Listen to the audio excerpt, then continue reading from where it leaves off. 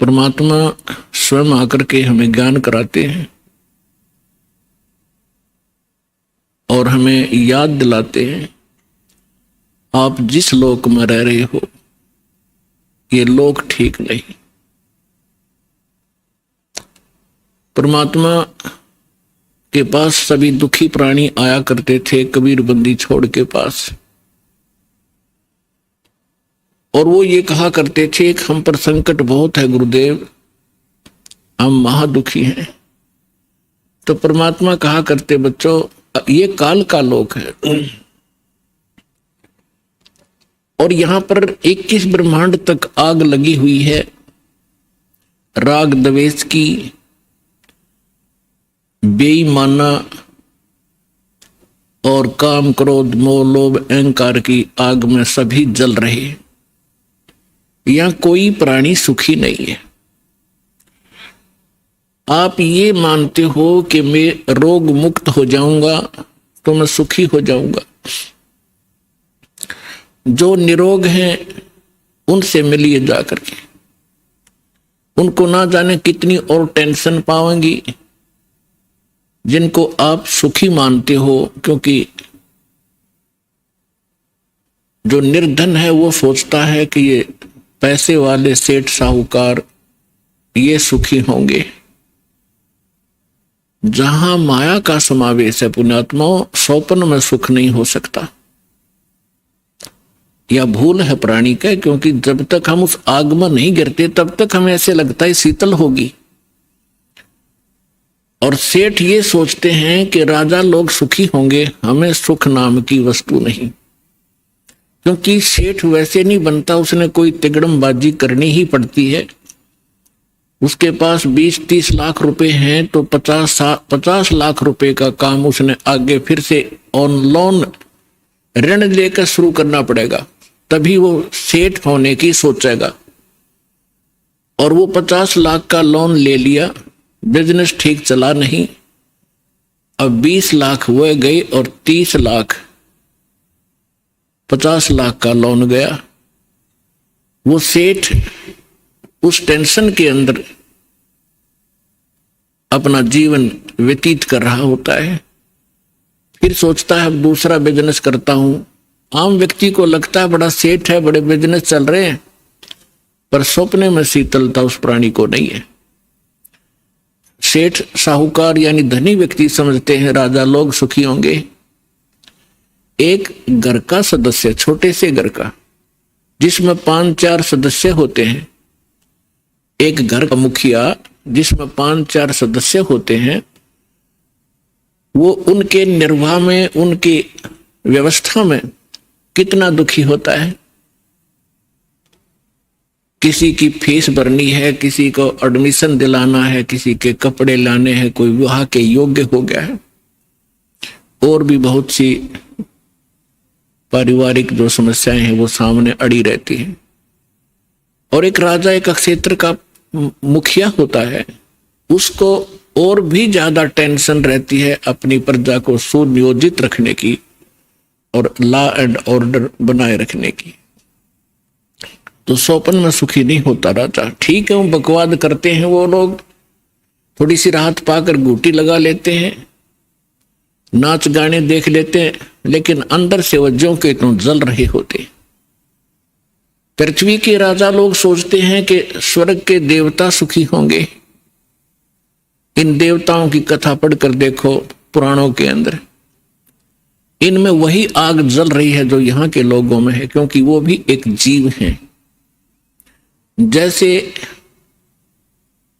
कोई IAS officer लग जाता है, भले ही वो कमिश्नर लग जाता है, DC लग जाता है, वो है तो जीव, मनुष्य ही, उसके अंदर सब विकार विद्यमान है जो एक गरीब व्यक्ति में, आम नागरिक में है। काम क्रोध मोह लोभ अहंकार, उससे भी वो सड़ रहा है। बेसिक वो अधिकारी बन गया है, साहब बन गया है, लेकिन उसके ऊपर जो आपदाएं हैं, प्राकृतिक दुख हैं, ज्यों के त्यों बने हुए हैं। इसी प्रकार वो देव समझो, और देवता लोग समझते हैं कि इंद्र सुखी होगा, वो देवताओं का राजा है। इंद्र की कथा पढ़कर देखो कितनी बार राजा इंद्र जो है राक्षसों के साथ युद्ध में हार जाते हैं, जंगलों में समय व्यतीत करते हैं, और फिर क्या होता है, इंद्र का राज भोग के, इंद्र के राज को यानी अपना समय पूरा करके देवताओं का राजा, स्वर्ग का राजा मृत्यु को प्राप्त होता है, और मृत्यु के उपरांत वो गधे की योनि से 84 लाख योनियों को प्रारंभ करता है। तो परमात्मा कबीर जी बताया करते थे, भाई तन दर सुखिया कोई न देखा, जो देखा सो दुखिया हो, उदय अस्त की बात करते हैं, मन सबका किया विवेक का हो, सबका किया विवेक का हो। तन दर सुखिया कोई न देखा, जो देखा सो दुखिया हो, उदय अस्त की बात करते हैं, मन सबका किया विवेक का हो, सबका किया विवेक का हो। भाई घाटे बाधे सब जग दुखिया, के गृहस्थी बैरागी हो, घाटे बाधे सब जग दुखिया, के गृहस्थी बैरागी हो, सुख देव ने दुख के डर से गर्भ में माया त्यागी हो, गर्भ में माया त्यागी हो। तंदर सुखिया कोई न देखा, जो देखा सो दुखिया हो, उदय अस्त की बात करते हैं, मन सबका किया विवेक का हो, सबका किया विवेक का हो।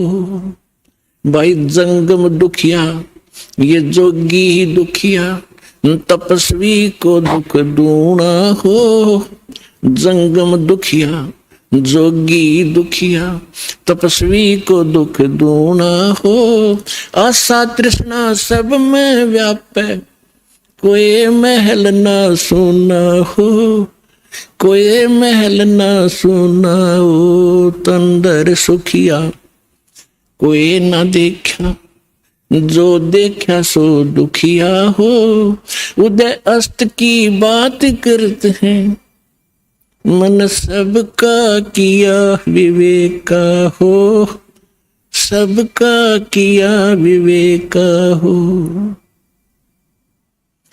भाई साच कहूं तो ये जग न माने, पर झूठ कही ना जाई हो, साच कहूं तो ये जग न माने, पर झूठ कही ना जाई हो, ये ब्रह्मा विष्णु शिव जी दुखिया, जिन ये राह चलाई हो, जिन ये राह चलाई हो। तन दर सुखिया कोई न देखा, जो देखा सो दुखिया हो, उदय अस्त की बात करते हैं, मन सबका किया विवेक का हो, सबका किया विवेक का हो। भाई सूरपति दुखिया भूपति दुखिया, ये रंग दुखी बपरीती हो, सूरपति दुखिया भूपति दुखिया, रंग दुखी बपरीती हो, कहे कबीर और से भी दुखिया, एक संत सुखी मन जीती हो, संत सुखी मन जीती हो। तंदर सुखिया कोई न देखा, जो देखा सो दुखिया हो, उदय अस्त की बात करते हैं, मन सबका किया विवेक का हो, सबका किया विवेक का हो। सूरपति दुखिया भूपति दुखिया, ये रंग दुखी बपरीती हो, सुरपति दुखिया भूपति दुखिया, रंग दुखी बपरीती हो, कहे कबीरी और सब दुखिया, एक संत सुखी मन जीती हो, संत सुखी मन जीती हो, तन दर सुखिया कोई ना देखा, जो देखा सो दुखिया हो, उदय अस्त की बात करते हैं, मन सबका किया विवेका हो, सबका किया विवेका हो।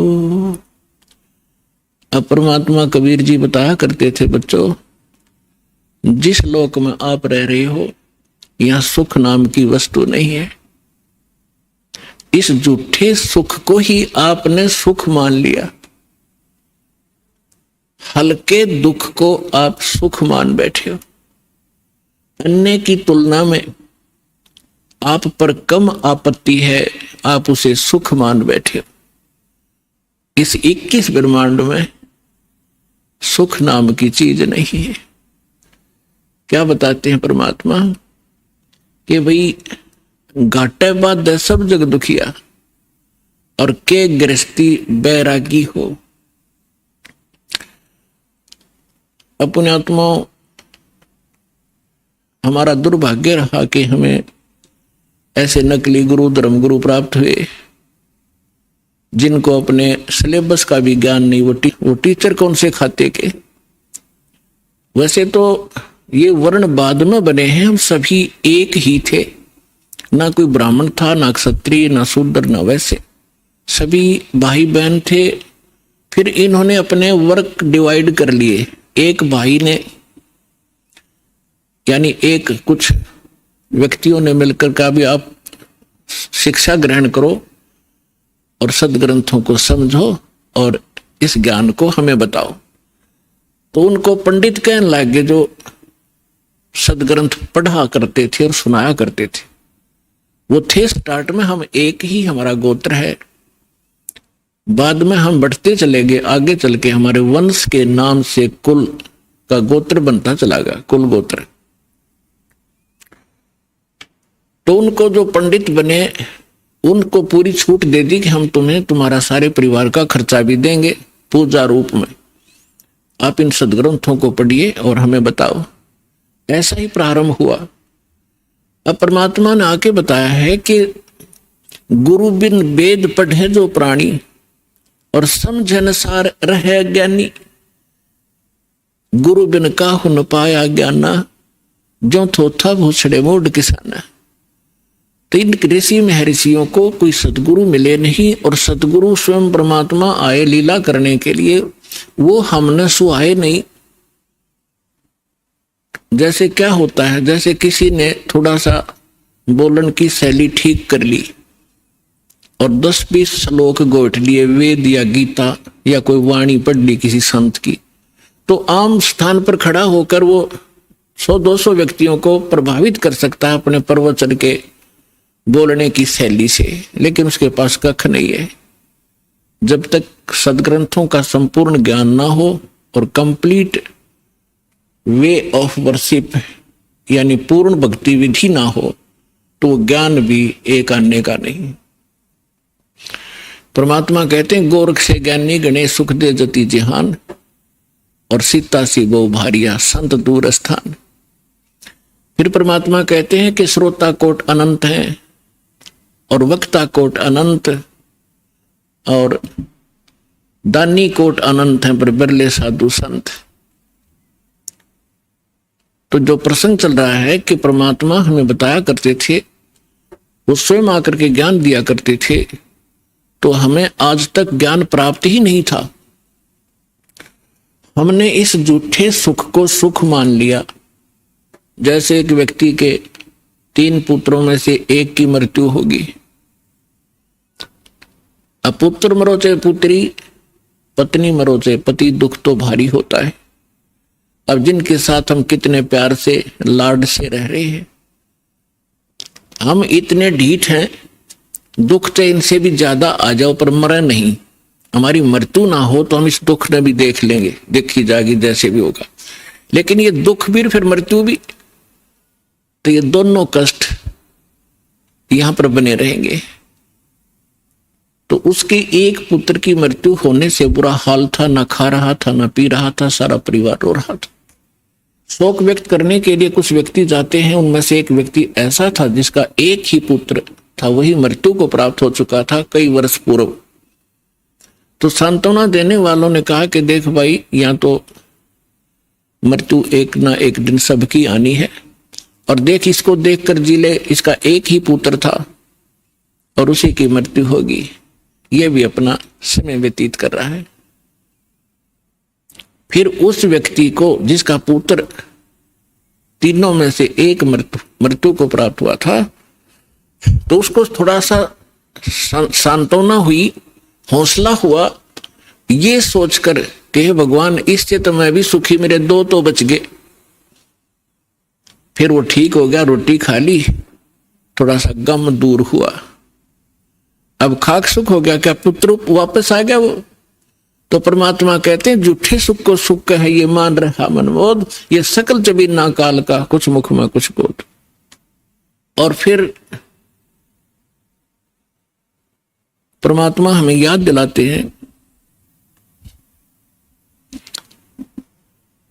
कि जो सुख सथल है उसका तुम्हें ज्ञान नहीं है, क्योंकि आज तक तुमने वो सूक्ष्म वेद प्राप्त नहीं हुआ। वो सुख स्थान बताने के लिए मैं आया हूं अपने निज लोक ते।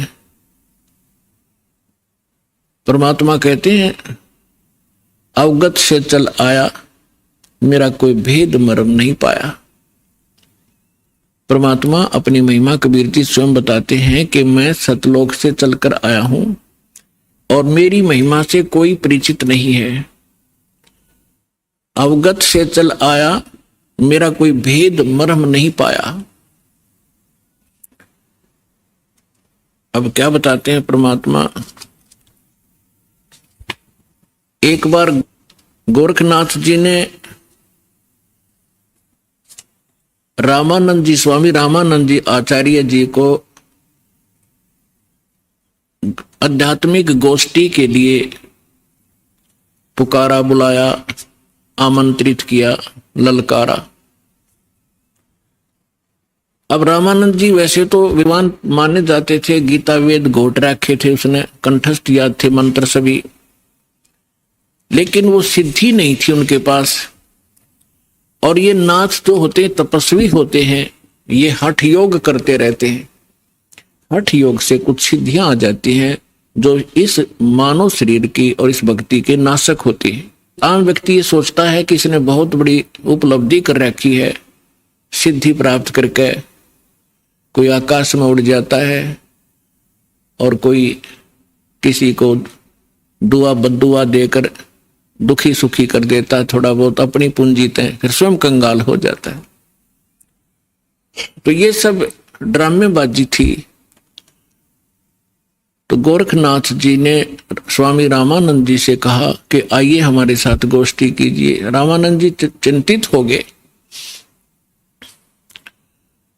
कि श्रोता विद्वान नहीं है और ये नाथ जी जो आए हैं मेरे साथ गोष्ठी करने के लिए, इनमें सिद्धि होती है। इन सिद्धियों को देखकर जनता उनको विजयी घोषित कर देगी और मेरी बेइज्जती होगी। वो बहुत चिंतित था, चिंतित थे स्वामी जी। उधर से परमेश्वर कबीर जी ने स्वामी रामानंद जी को अपना गुरु धारण कर रखा था, एक मर्यादा मेंटेन रखने के लिए। अपने आत्माओं, आज तक जो यह बात बिगड़ी रही, दो विद्वान आपस में बैठकर चर्चा किया करते थे जिसको शास्त्रार्थ कहते थे, और शास्त्रार्थ वो संस्कृत में बोला करते थे। सभी श्रोता अशिक्षित होते थे, उनको संस्कृत कह भी नहीं आती थी, और जिसकी बोलने की शैली दुरुस्त होती थी और संस्कृत घनी याद होती थी, और वो ज्यादा संस्कृत बोलता ही रहता था तो श्रोता उसको ताली पीट कर और विजयी घोषित कर देते थे। उस नकली के थे तो वह दोनों नकली, पर जो घना नकली था वो सिद्ध हो जाता था कि ये महाविद्वान और मैं ऋषि हो गया। तो इस डर से रामानंद जी चिंतित थे कि श्रोता अशिक्षित है, ये कोई सिद्धि दिखा देगा और सब इसको विजयी घोषित कर देंगे। तो उस समय परमात्मा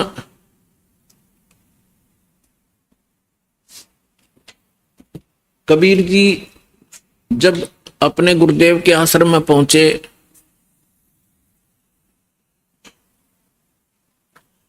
रामानंद जी को चिंतित देखकर पूछा, गुरुदेव चिंता का विषय आपका दास जानना चाहता है। पुण्यात्माओं, जब रामानंद जी के साथ परमात्मा का ऐसा व्यवहार था, यानी परमात्मा होते हुए अपने गुरु के सामने एक सुयोग्य शिष्य की भूमिका किया करते थे। हमारे लिए एक उदाहरण छोड़कर गए थे कि आप जी ने अपने गुरु जी के सामने कैसे रहना चाहिए, और साथ में प्रमाण दिया करते थे कि रामकृष्ण से कौन बड़ा। तुम रामकृष्ण को सुप्रीम पावर मानते हो अज्ञानता से, फिर भी मान कर चलो कि रामकृष्ण से कौन बड़ा। उन्होंने भी गुरु कीन और 3 लोक के वे धनी, गुरु आगे अधीर। तो इस कारण से रामानंद जी ने फिर जब परमात्मा से परिचित हुए, सतलोक सचखंड में मालिक को देखा, तब कहा था, तुम साहेब तुम संत हो, तुम सतगुरु तुम हंस, और राम गरीबदास तेरे रूप बिना और न दूजा अंश। तुम ही परमात्मा हो, साहेब हो, तुम साहेब तुम संत हो। एक संत भी आप ही हो, जो क्वालिटी संत में होनी चाहिए, और परमात्मा तो समर्थ हो ही हो। तुम साहेब तुम संत हो, तुम सतगुरु, सतगुरु माने जो सच्चा ज्ञान, यानी बिल्कुल एक्यूरेट और संपूर्ण अध्यात्म ज्ञान भी आप ही के पास है, किसी के पास नहीं। आप वास्तव में सतगुरु हो, सच्चे सतगुरु हो, सच्चा ज्ञान युक्त हो। और तुम साहेब तुम संत हो, तुम सतगुरु तुम हंस। हंस माने एक नेक आत्मा, एक सुयोग्य शिष्य भी आप ही हो। तो परमात्मा ने कहा, क्या आपका दास चिंता का कारण जान सकता है? तब स्वामी जी के साथ बैठे और भी बहुत से ब्राह्मण ऋषि थे। उन्होंने बताया कि ऐसे कोई नाथ जी आए हैं, उन्होंने स्वामी जी से गोष्ठी करने को कहा है, और नहीं तो जो नहीं गोष्ठी के लिए आएगा तो हार मान ली जाएगी। और दूसरी कंडीशन ये रखी है कि जो हार जाएगा वो जीतने वाले का सह अनुयायी शिष्य बनेगा। तब स्वामी जी ने कहा कि हे भगवान, वो नाथ सिद्धि युक्त है, वो सिद्धि का ड्रामा दिखाएगा, जनता उसकी वाह वाह कर देगी और हमारा मिशन फेल होगा। मुझे चिंता ये खा रही है।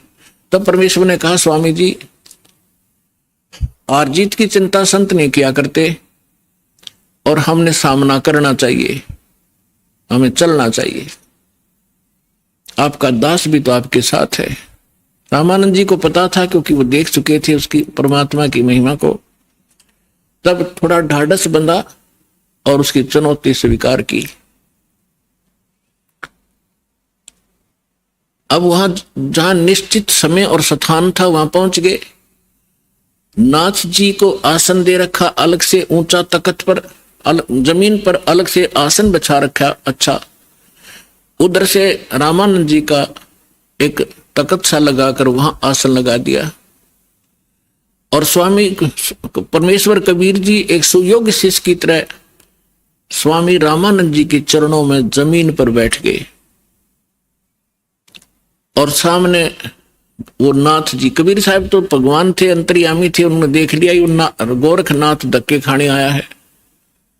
क्योंकि ये कुछ ऐसे साधक होते हैं जो पूर्व जन्मों के संस्कारी होते, और एक पूरे जीवन में उस भक्ति का अपना नाश भी कर जाते हैं। बहुत सी पूंजी लुटा जाते हैं, किसी को चमत्कार दिखाकर, किसी को हानि पहुंचाकर, और किसी को छोटा मोटा लाभ पहुंचाकर, फिर भी उनमें कुछ भक्ति शेष रह जाती है, जिस कारण से वो पितृलोक को प्राप्त हो जाते हैं। और पितृलोक में गए हुए ये एक सुप्रीम भूत होते हैं पितर, और वो कभी भी यहां आके प्रकट होकर के दिख जाते हैं। स्वर्ग के देवता भी यहां आ सकते हैं और वापस जा सकते हैं, लेकिन जन्म मृत्यु उनका कभी समाप्त नहीं हो सकता।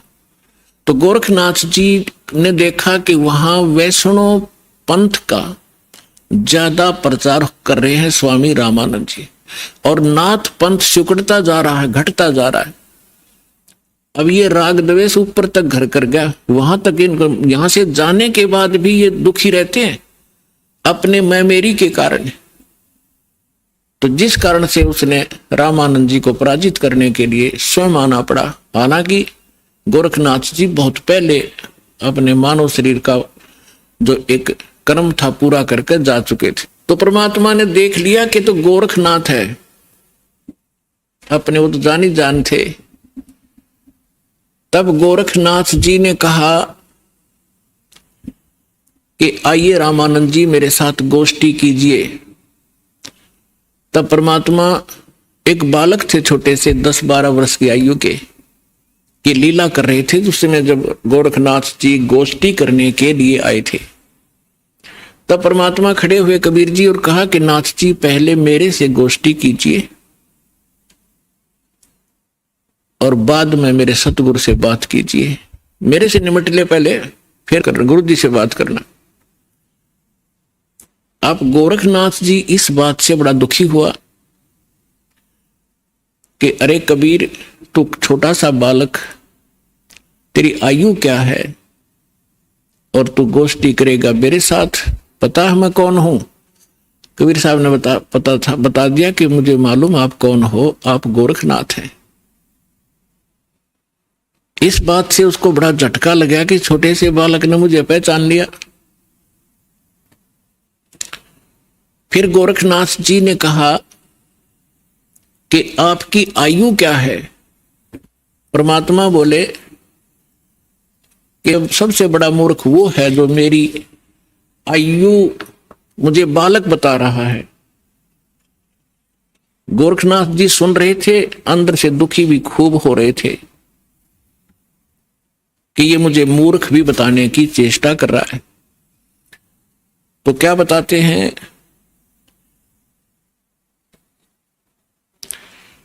अब परमात्मा की वाणी में लिखा है, वो थोड़ा पढ़ के सुनाता हूं आपको।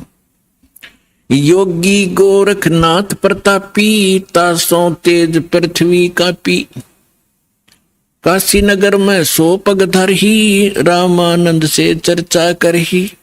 चर्चा में गोरख जय पावे, कंठी तोड़े तिलक छुड़वावे। सत्य कबीर शीश जो भयऊ, ये वृंतांत सो सुन लेऊ। गोरखनाथ के डर के मारे, बैरागी नहीं भेख संवारे। तब कबीर आज्ञा अनुसारा, वैष्णो सकल रूप संवारा। सो सुध गोरखनाथ जो पायो, काशी नगर शीघ्र चल आयो। रामानंद को खबर पठाई, चर्चा करो मेरे संग आई। रामानंद की पहली पौड़ी, सत कबीर बैठे तिस ठोरी। तब कबीर आज्ञा अनुसारा, वैष्णो सकल रूप संवारा। कहे कबीर सुनो गोरखनाथा, चर्चा करो हमारे साथा। प्रथम चर्चा करो संग मेरे, पीछे मेरे गुरु को टेरे। बालक रूप कबीर निहारी, तब गोरखनाथ अस वचन उचारी। परमात्मा को बालक रूप में देखकर फिर गोरखनाथ जी ने ये वचन बोले। कब के बहे बैरागी कबीर जी, कब के बहे बैरागी। कि तू छोटा सा बालक और कब से तू बैरागी बन गया? क्योंकि ये वैष्णव परंपरा के जो, या नाथ परंपरा के हैं, वैष्णव परंपरा के हैं, या कोई भी एक ग्रुप है इन साधु संतों का, ये अपनी एक पहचान अलग बनाते हैं। जैसे नाथ कई तो कान पड़वा लेते हैं, उनको कनपाड़े नाथ कहते हैं। कई जैसे वैष्णव है वो एक कंठी रखते हैं, एक तुलसी के मनिये की, एक तुलसी के लकड़ी का मन का, और एक धागे में बांध कर लटका कर रखें, जिससे वैष्णव परंपरा से दीक्षित होने की वो प्रतीक होता है। और एक लंबा सा तिलक लगाते हैं, टिक्की लगाते हैं, और जैसे साधु संत एक हाथ में फावड़ी रखते थे, ऐसे बैठकर साधना करते हैं उसके हठ योग के लिए। नीचे एक टी टाइप की एक लकड़ी का डंडा सा होता है, अंग्रेजी के अक्षर टी टाइप। तो परमात्मा रामानंद जी के शिष्य थे, उस दिन जानबूझकर एक साधु संत का रूप बनाकर, जैसे वैष्णव संत साधु भक्त होते हैं, कंठी गले में तिलक पूरा लगा रखा और टोपी पहन रखी और कंठी माला सुमरनी और वो सारा कुछ ले रखे, फावड़ी सी। अब परमात्मा बोले मेरी उम्र बताऊं क्या है। राम, ये नाथ जो होते हैं भगवान शंकर के पुजारी होते हैं, तो क्या बताते हैं कबीर जी, नाथ जी हम जब के बहे बैरागी, मेरी आद अंत सुध लागी, धू कार आद का मेला, नहीं गुरु कोई नहीं था चेला, जब का तो हम योग उपासा, तब का फिरूं अकेला, धरती नहीं जद की टोपी दीनी, और ब्रह्मा नहीं जद का टीका, और शिव शंकर से योगी ना थे, तब का जोड़ी सिक्का, द्वापर की हम करी फावड़ी, त्रेता का हम झंडा, सतयुग मेरी फिरी दुहाई, मैं कलयुग फिरूं नौखंडा, गुरु के वचन साध की संगत, अदर अमर गर पाया, कह कबीर सुनो हो गोरख, हम सबको तत्व लखाया। अब गोरखनाथ जी ने जब ये सुना तेरा शंकर भी ना था तब का मैं हूं, मेरी इस शरीर को देखकर आप मेरी आयु का एस्टिमेट नहीं लगा सकते। तो परमात्मा क्या बताते हैं, जो बूझे सो बावरा, भाई क्या है उम्र हमारी, असंख्य युग पर ले गए हम तब के ब्रह्मचारी, कोटि निरंजन हो गए ये परलोक सिधारी, हम तो सदा महबूब हैं स्वयं ब्रह्मचारी, अरबों तो ब्रह्मा गए तेरे 49 करोड़ कन्हैया, और 7 कोट तेरे शंभू मर गए, मेरी एक नहीं पलैया। हाय हाय, अब क्या बता रहे हैं परमात्मा कि ये ज्योत निरंजन जो ब्रह्मा विष्णु महेश का पिता, जिसको गीता अध्याय नंबर 15 के श्लोक नंबर 16 में सरपुरुष कहा है, सरपुरुष अक्षर पुरुष 2 पुरुष बताए, तो ये 21 ब्रह्मांड का स्वामी ये ज्योत निरंजन है, ये काल है, ब्रह्मा विष्णु महेश का पिता है। तो परमात्मा कहते हैं करोड़ों तो ये निरंजन मर गए, इसके भी करोड़ों जन्म हो लिए, और फिर कहते हैं अरबों तो ब्रह्मा गए, और 49 करोड़ कन्हैया, और 7 करोड़ तेरे शिव शंकर मर गए, मेरी एक नहीं पलैया। अपने आत्माओं इस एक एक शब्द परमात्मा का बहुत गूढ़ रहस्य रखता है।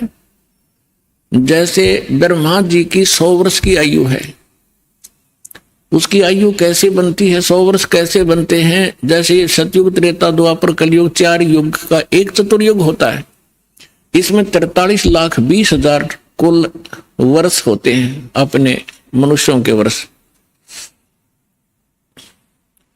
और ऐसे ऐसे 1000 चतुर्युग का ब्रह्मा जी का दिन, इतनी ही रात्रि, फिर 30 दिन रात का 1 महीना और 12 महीने का वर्ष, ऐसे बने हुए, और फिर 100 वर्ष की आयु ब्रह्मा जी की। ब्रह्मा जी की से 7 गुना विष्णु जी की आयु अधिक है, और विष्णु जी से 7 गुना शंकर भगवान की।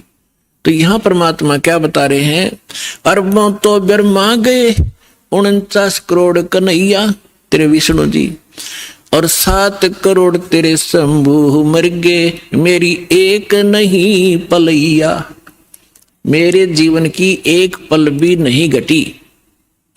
अर्थात परमात्मा अविनाशी हैं और ये बता रहे हैं कि तेरे ब्रह्मा विष्णु महेश भी नाशवान है। इस बात नाथ जी दुखी हो गए कि ये हमारे भगवानों को अजरो अमर है, ये तो इनको नाशवान बता रहे हैं। तो परमात्मा कहते हैं एक ना भूला दो ना भूली, भूली सब संसारी। सबका बोल पट दिया मेरे साथ दो भाई, मैंने सब जग भूला पाया।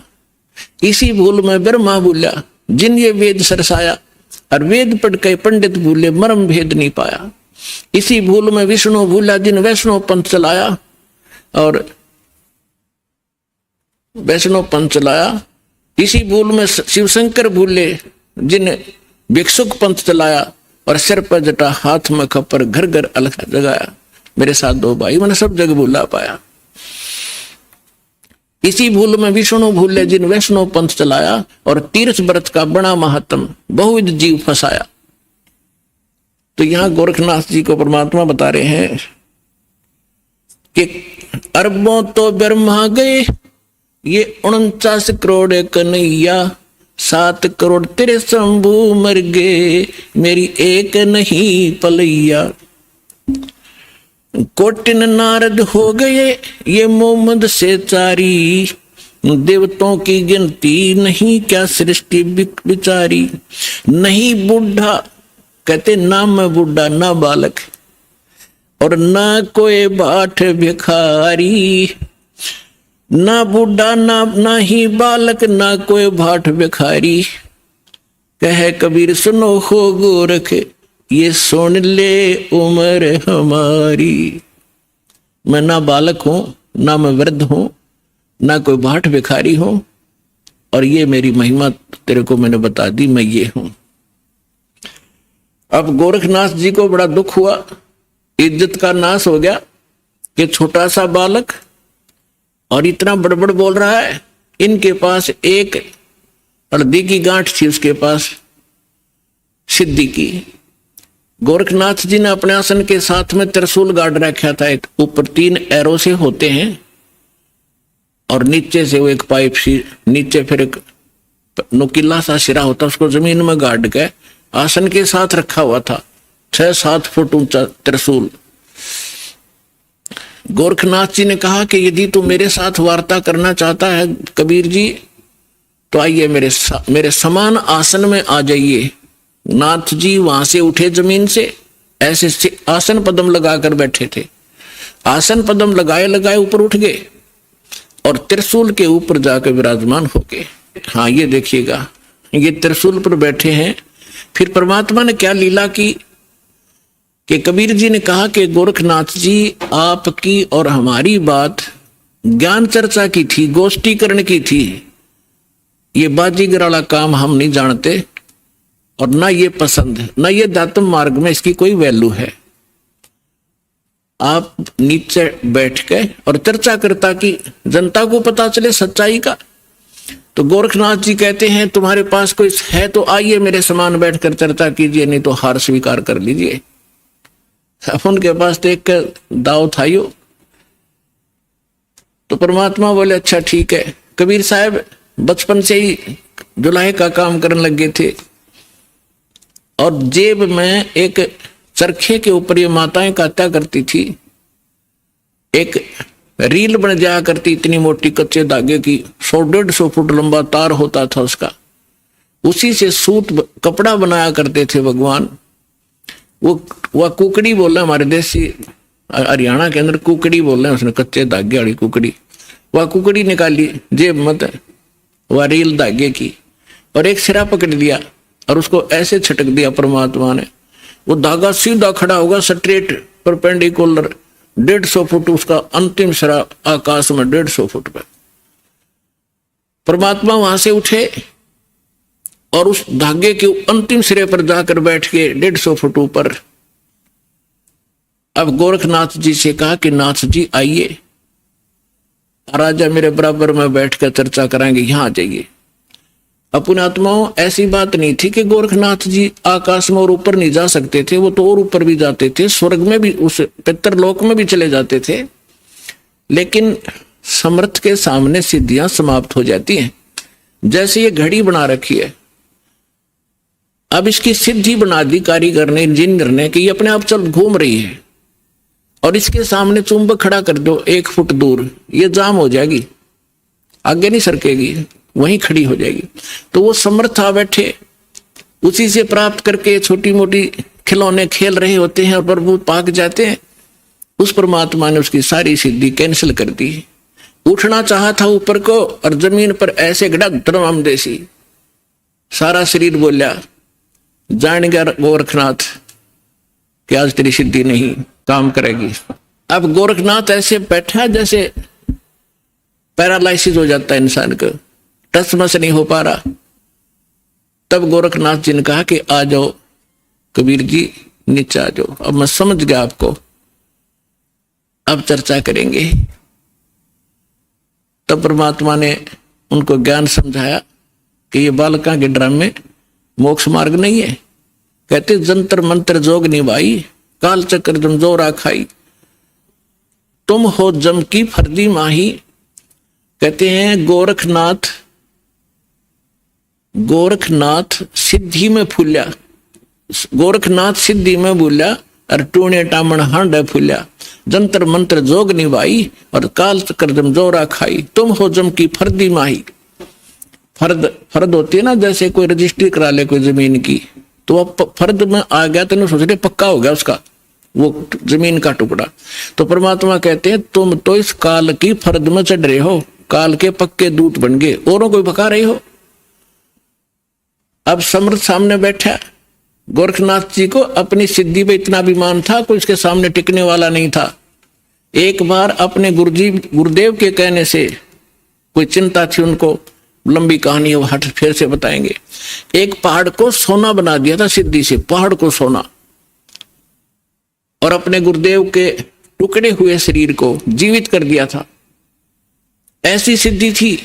और उस समय परमात्मा के सामने वो सारी सिद्धि फेल होगी। जैसे कल आपको सुनाया था, परासिद्धि पूर्ण पटरानी सतलोक की कहूं निशानी। वो परमात्मा समर्थ है, सब सिद्धियों का से युक्त है, सिद्धियां उसकी दासी है, और उसी की भक्ति करके हम छोटी मोटी राहत प्राप्त करके यहाँ ऋषि और महर्षि और देवता बन जाते हैं। तब गोरखनाथ जी ने काफी कुछ समझा, लेकिन यो मन जल्दी से हार नहीं मानता। अब देखिए, ये चित्र देखिएगा, परमात्मा गोरखनाथ जी त्रिशूल पर बैठे हैं और परमात्मा ने फिर धागा फेंका ऊपर, उसके ऊपर के सिरे पर बैठ के जाकर। अब ये चित्र में बहुत कम दिखाई दे रहा है, लेकिन ये बहुत बड़े, ये बनाया नहीं जा सका इतना ऊंचा, तो कबीर साहब बहुत ऊपर थे। तो गोरखनाथ जी ने कहा कि भगवान मैं एक जांच और करूंगा आपकी। परमात्मा बोले भाई वह भी कर ले, कि चलो दरिया गंगा के किनारे चलते हैं और मैं दरिया में डुबकी लगाऊंगा। यदि आप मुझे खोज लोगे दरिया में तो मैं आपका शिष्य बन जाऊंगा। परमात्मा बोले चल भाई।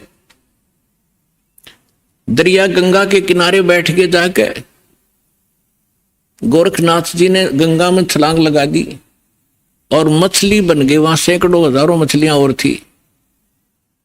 परमात्मा ने अंदर गए और पकड़ के वाए मछली, जिस गोरखनाथ पकड़ के टीटी बार बैठा दिया, गोरखनाथ बना के चरणों में गिर गया, पैर पकड़ लिए गोरखनाथ जी ने कि सचमुच आप समर्थ हैं।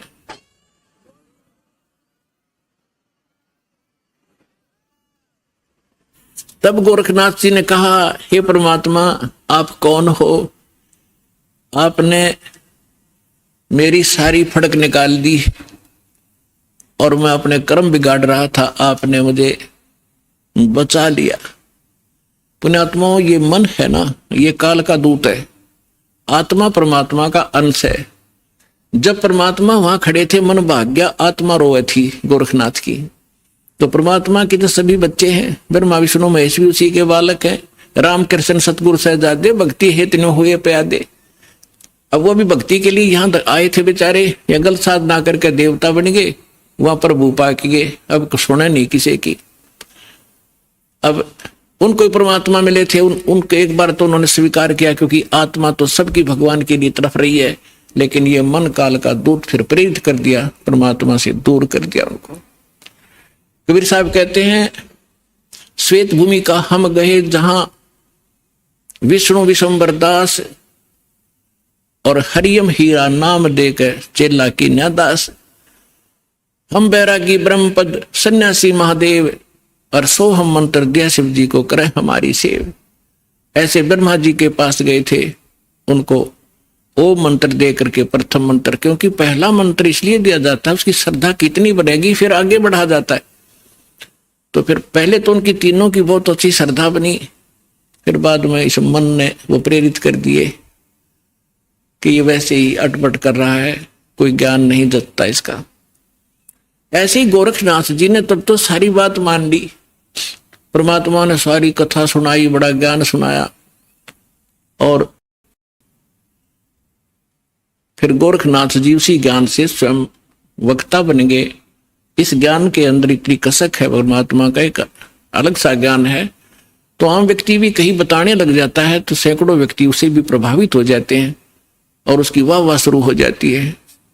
लेकिन जब तक समाधान पूरा नहीं होगा तो उसका कोई फायदा नहीं। जैसे ज्ञान है किसी को, और उसने किसी को बता दिया कि आपके ये रोग है, और उसको ज्ञान हो गया उसके बताने से कि आपको ये रोग है, ऐसे ऐसे लक्षण है इसके।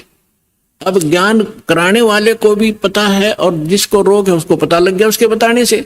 अब दवाई ना बताने वाले के पास है, औषधि नहीं है, तो दोनों व्यर्थ है। तो संत ज्ञान भी हो और उसके पास कंप्लीट कोर्स हो, तो उस ज्ञान से तो जानकारी होती है, समाधान से वो साधना से वो समाधान होता है। समाधान नहीं तो ज्ञान एक आने का नहीं, यूजलेस है वो ज्ञान। तो फिर गोरखनाथ ज्ञानी पा गया कुछ दिनों के बाद, तो उसके लिए कहा कि गोरख से ज्ञानी गणे, उसके पास मूल मंत्र नहीं था, और सुख दे जति जहान और सीता सी बहु भारिया पर संत दूर स्थान। तो गोरखनाथ जी ने पूछा, प्रभु आप कौन हो, कहां से हो? आप यहाँ आपके तो लोग जुलाहा जुलाहा करते हैं, धानक कहते हैं आपको, तो क्या बताते हैं परमेश्वर? अवधू अवगत से चल आया, मेरा कोई भेद मरम ना पाया। मात पिता मेरे कछु नाही, ना मेरे घर दासी, जुल्हाए का सुत आण कहाया, जगत करे मेरी हासी। मात पिता मेरे कछु नाही, ना मेरे घर दासी, जुल्हे का सुत आण कहाया, जगत करे मेरी हासी। ना मेरा जन्म न गर्भ बसेरा, बालक बन दिखलाया, काशी नहर जल कमल पडेरा, तहां दुलाहे न पाया। मात ना मेरा जन्म न गर्भ बसेरा, एक बालक बन दिखलाया, काशी नगर जल कमल पडेरा, तहां दुलाहे न पाया। मात पिता मेरे कछु नाही, ना मेरे घर दासी, जुल्हे का सुत आण कहाया, जगत करे मेरी हासी। 5 तत्व का धड़ नहीं मेरा, और जानू ज्ञान अपारा, सत स्वरूपी नाम साहेब का, ओ हे नाम हमारा। अदर दीप गगन गुफा में, ता निज वस्तु सारा, ज्योत स्वरूपी तेरा अलख निरंजन, वो दरता ध्यान हमारा। अगर दीप जा गगन गुफा में, ता निज वस्तु सारा, तेरा ज्योत स्वरूपी अलख निरंजन, वो धरता ध्यान हमारा। हाड चाम लहू ना मेरे, मैं हूं सतनाम उपासी, तारण तरण अव्यय पद दाता, मैं हूं कबीर अविनाशी। अब क्या बताते हैं परमात्मा कि ना तो मेरा कोई जन्म हुआ, ना मैं किसी मां के गर्भ में रहा, मैं स्वयं ही अपने सतलोक से चल कर आकर के एक बालक रूप धारण करके कमल के फूल पर, तालाब में, सरोवर में विद्यमान हुआ। वहां से मुझे एक दुल्हा लेकर यहाँ आए, जिस कारण से मैं दुल्हा कहा। मात पिता मेरा कुछ नाही, अन्ना मेरे गरदासी, मैंने कोई पत्नी स्वीकार नहीं की।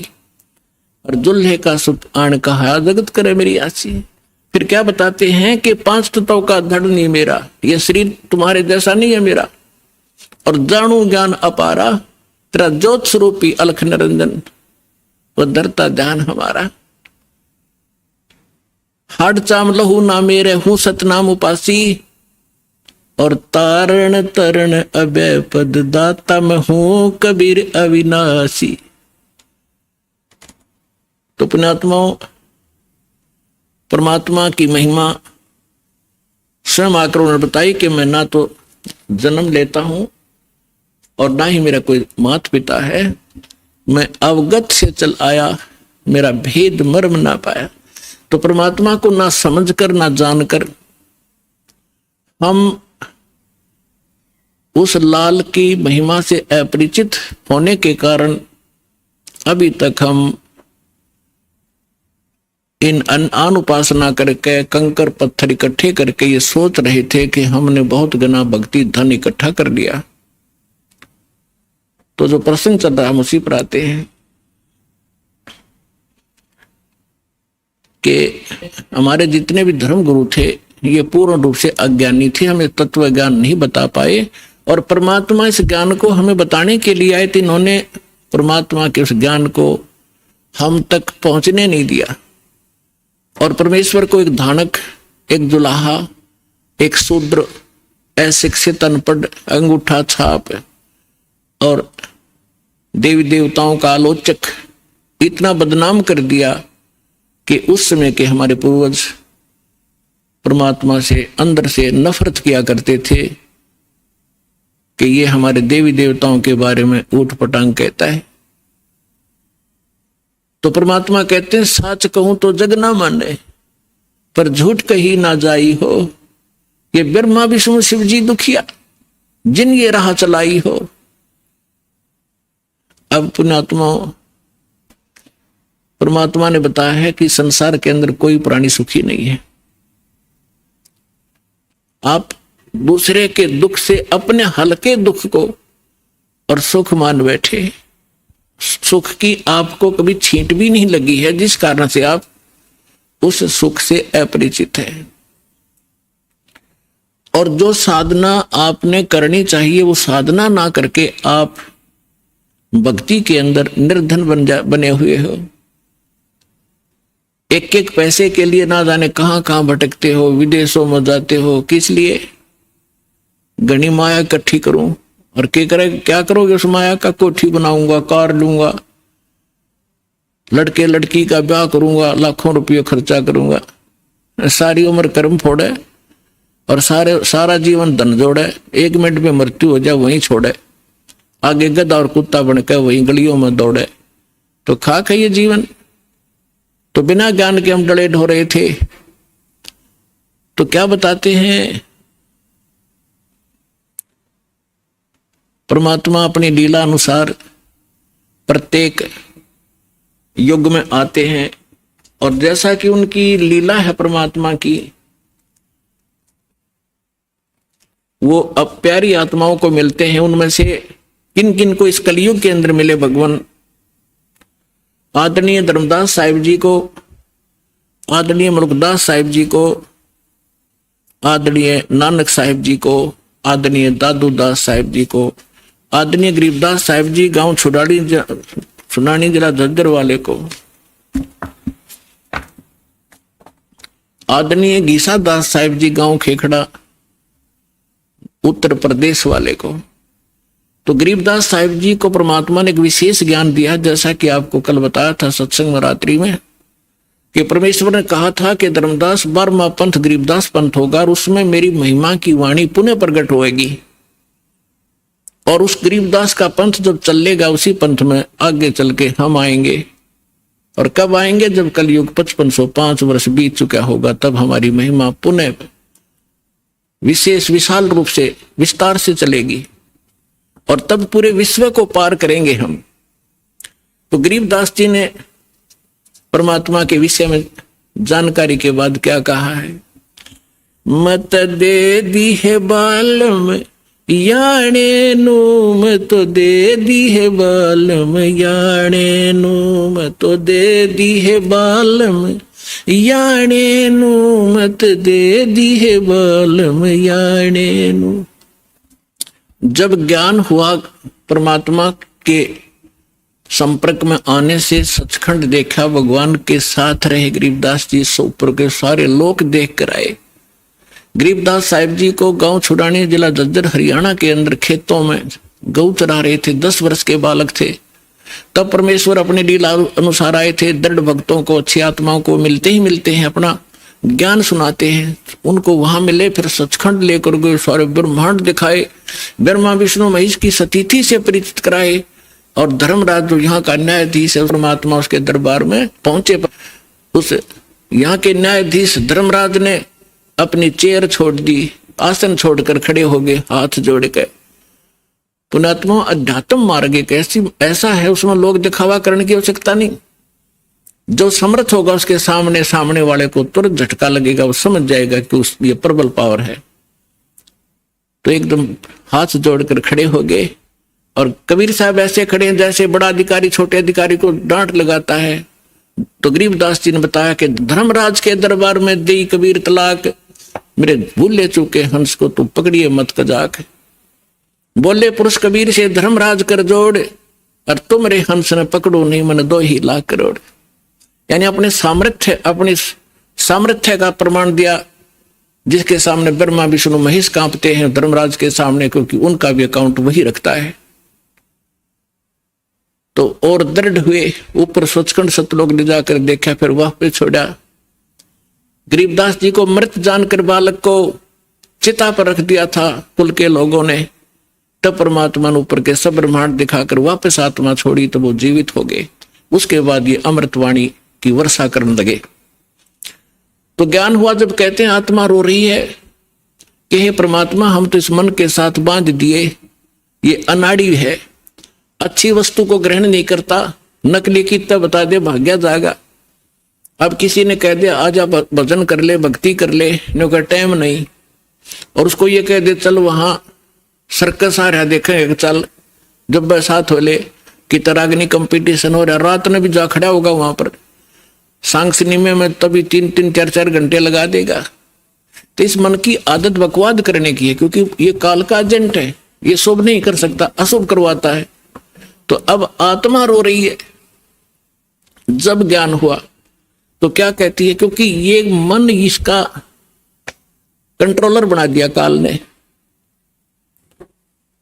और अब आत्मा क्या कह रही है, मैं तो दे दी है बालम याणे नू, मत दे दी है बालम याणे नू, मत तो दे दी, मत तो दे दी है बालम याणे नू, मत तो दे दी है बालम याणे नू।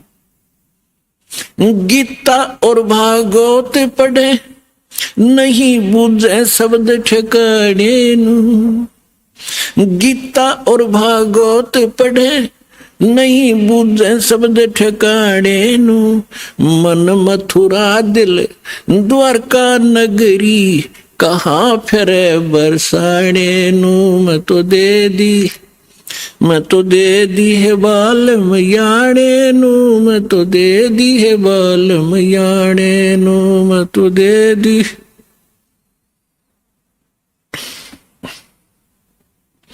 जब फुरमान धनी का आवे को राखे घर जाने नू, जब फुरमान धनी का आवे को राखे घर जाने नू, जा सतगुरु का शरणा लीजे जो मेटे जम तलबाने नू, जा सतगुरु का शरणा लीजे जो मेटे जम तलबाने नू, मैं तो दे दी,